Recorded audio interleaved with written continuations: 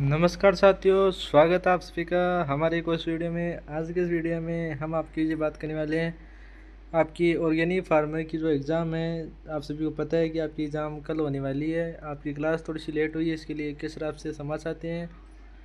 तो उम्मीद करते हैं कि आप सभी सही होंगे, स्वस्थ होंगे। तो आपका स्वागत है इस वीडियो में। आपकी एग्ज़ाम डेट 10 जुलाई रहने वाली होगी, तो इसके लिए थोड़ी सी क्षमा चाहते हैं कि हम क्लास लेकर थोड़ा सा लेट हो गए। इसके लिए थोड़ी क्षमा चाहते हैं साथियों। आपका स्वागत है इस वीडियो में। तो बिना किसी देर के अपनी वीडियो कंटिन्यू करते हैं। थोड़ी सी क्लास आपकी थोड़ी सी लेट हुई है क्योंकि थोड़ी सी समस्या सामने आपके एक सर कर रहे थे, तो वह समस्या आपकी अब सोल्व हो चुकी है। आपकी क्लासेस सभी प्रोवाइड होगी। हमने दावा किया था कि सभी क्लासेस प्रोवाइड करेंगे, तो अब सभी क्लासेस आपकी प्रोवाइड होगी। तो बिना किसी देर के अपनी वीडियो को कंटिन्यू कर लेते हैं। आपके शॉर्ट नोट से इसके PDF भी आपको कहीं पर ज़्यादा समस्या सामना नहीं करना पड़ेगा। आपको ओनली फॉर 78 49 84 51 52 पर आपको मैसेज कर देना है। 84 51 52 पर मैसेज कर देना है। आपको ये PDF मैं दे दूंगा, प्रोवाइड कर दूंगा, ठीक है।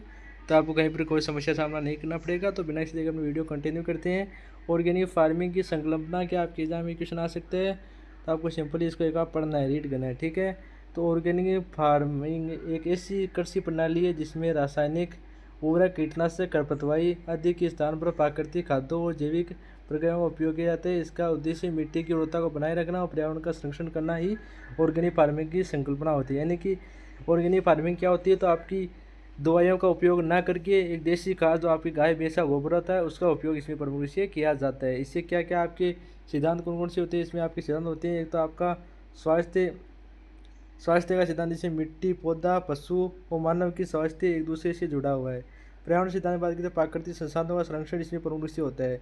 न्याय का सिद्धांत, प्रत्येक जीव के साथ न्यायपूर्ण व्यवहार इसमें प्रमुख रूप से किया जाता है। देखभाल का सिद्धांत, तो मिट्टी, पानी, पौधों, पशुओं, मनुष्यों की देखभाल का कार्य इसमें प्रमुख रूप से किया जाता है। यानी कि ये आपकी ऐसी फसल होती है जिसमें मिट्टी का भी फायदा होता है, पशु का भी फायदा होता है, पर्यावरण को भी फायदा होता है और जीवों को भी फायदा होता है, और मिट्टी भी और पानी भी लगातार बना रहता है, और ये ऑर्गेनिक खेती प्रमुख रूप से की जा सकती है, ठीक है।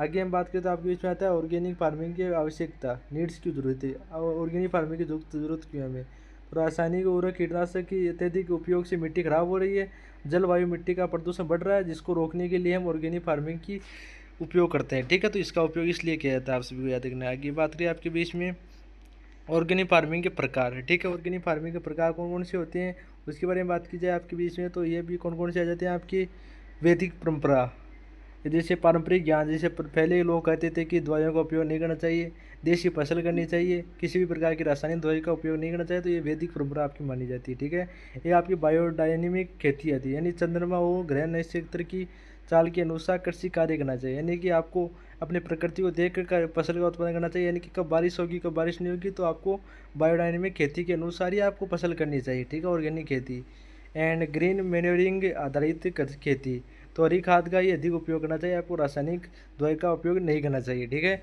मिश्रित खेती, यानी फसल, पशुपालन और मत्स्य आदि के लिए आपकी ये फसल मिश्रित खेती होनी चाहिए। यानी कि आपको फसल के द्वारा पशुपालन का भी पालन करना चाहिए, मत्स्य पालन यानी मछली पालन को भी बढ़ावा देना चाहिए। ये आपकी मिश्रित खेती होती है, यानी कि एक साथ कई फसलों का उत्पादन करना है, मिश्रित खेती मानी जाती है। शून्य बजट, यानी इसमें कोई भी आपको प्राकृतिक तरीकों से खेती की जाती है, यानी किसी प्रकार की आपको दवाई का खरीदारी नहीं करनी है, आपको सिंपली ज़्यादा खर्च नहीं करना है, ठीक है। ऑर्गेनिक फार्मिंग के लाभ कौन कौन से, तो इसमें मिट्टी की आप लाभ की बात कीजिए, इसमें मिट्टी की उर्वरता बनी रहती है, रासायनिक प्रदूषण नहीं होता है, उत्पादों की गुणवत्ता में, पोषण में, बेहतर जीवन और स्तर में बढ़ाव होता है, किसानों की लागत कम होती है और आय में स्थिरता रहती है, और आपके मानव स्वास्थ्य के लिए सुरक्षित एवं लाभकारी खाद्य पदार्थ का होते हैं, ठीक है। ये आपके मानव स्वास्थ्य के लिए बहुत लाभकारी होती है, ठीक है।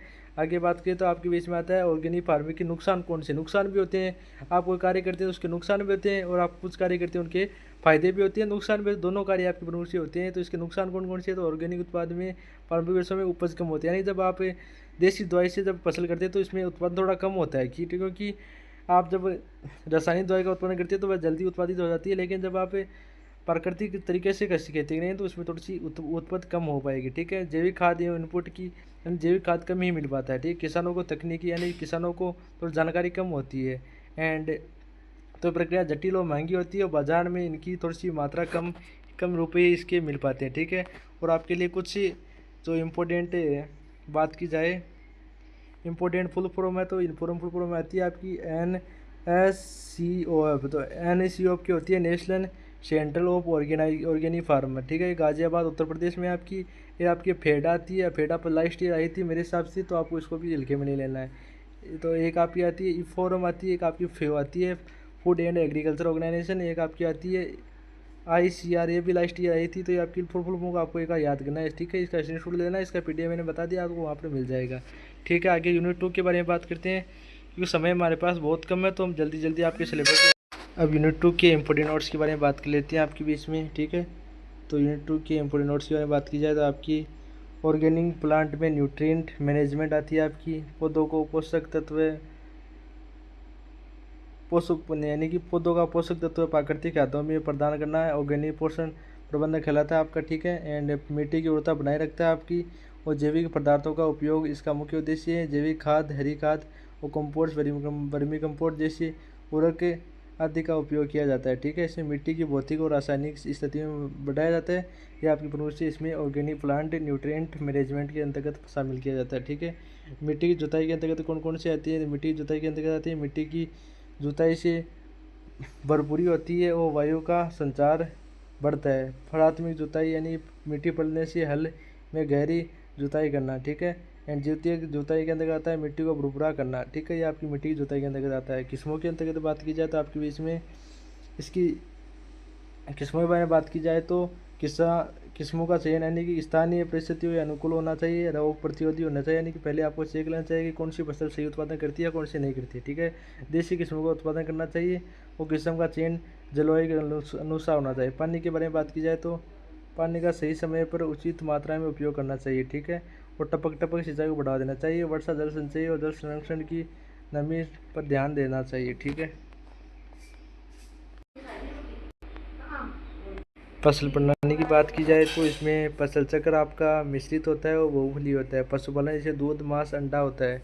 एकीकृत फसल यानी फसल व पशु पंचली अच्छी प्रमुख से होता है, ठीक है। ये आपको माना जाता है।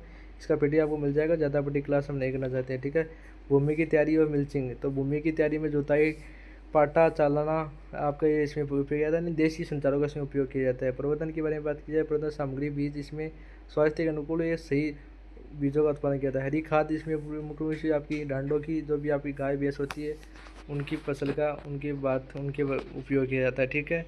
आगे बात की तो ऑर्गेनिक फार्मिंग में पौधे संरक्षण, तो पौधे संरक्षण के बारे में बात की जाए तो आपका ऑर्गेनिक खेती में खेती पौधों को कीट रोग आपका खरपतवार के बचाने के लिए उपयोग किया जाता है। यांत्रिक विधियाँ यानी इसमें कृषि की विधियों का उपयोग किया जाता है। जैविक कीटनाशक यानी इसमें दवाइयों के लिए देसी दवाई का उपयोग किया जाता है। सांस्कृतिक विधियों में आपकी का उत्पादन किया जाता है। वनस्पति कीटनाशक का भी मैंने बात की जाए, इसमें नीम तेल की आदि की दवाइयाँ बनाकर उनका उपयोग किया जाता है। खरपतवार के लिए इसमें पोषक पानी, प्रकाश, स्थान के प्रतिशतता का इनका उपयोग किया जाता है, ठीक है। क्लास को ज़्यादा बड़ी नहीं करना चाहते हैं और आपकी बहुत सी क्लासों का मेरे ऊपर प्रेस है, तो इसलिए आपको इसका PDF मैं आपको फ्री में प्रोवाइड कर रहा हूँ। 9849 के अनुमान मैसेज कर देना, आपको यहीं पर रीड करके जाना है।